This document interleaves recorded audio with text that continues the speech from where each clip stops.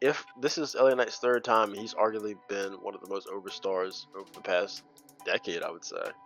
At first, I really didn't get the hype. I'm a little bit more sold on him now, but I think this arguably right now, he was last year probably was the peak of his popularity. But if he didn't win last night or the year before or the year before that, will he ever win Money in the Bank? And then how, if ever, do they put him in the main event as a proper established star?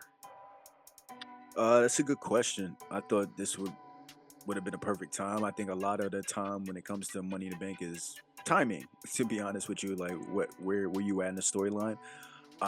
He could have definitely win. He still could also win the Royal Rumble, like like they did Jade, like the first time thing. But it depends on who's returning that year. I guess you can have The Rock win it.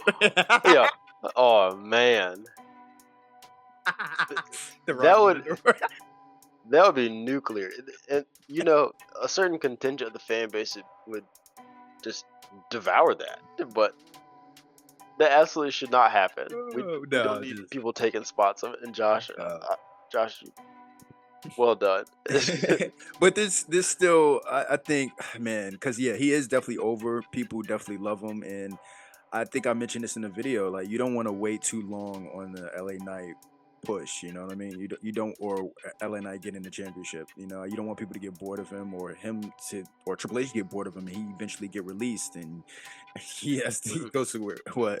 You don't want TKO to get bored of him. Yeah. You don't want the board to get bored. Wait, is LA Knight making too much money to not have a championship? How about we talk? God damn it! Yeah. It's like it's one thing because Triple H, for one, you can't tell me that he's not involved. And if he really wants to go to bat and he wants to use somebody on the card, that they won't keep him. I mean, I think that he's at least a factor there. But for one, TKO for certainly they are looking to cut their He, profits. There's a interesting not so conspiracy that TKO actually has a lot of debt, and they're looking to use from when they're in the UFC.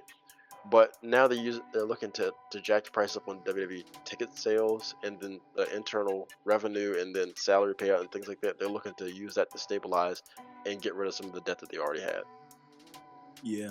I, that's the thing too. Just felt like it just made sense for LA Knight, even if they didn't know what to do with him. You could still prolong with the briefcase of having him who he could actually cash in on. You could have him cash in on John Cena. That would The have been great. I, people was talking about that too. So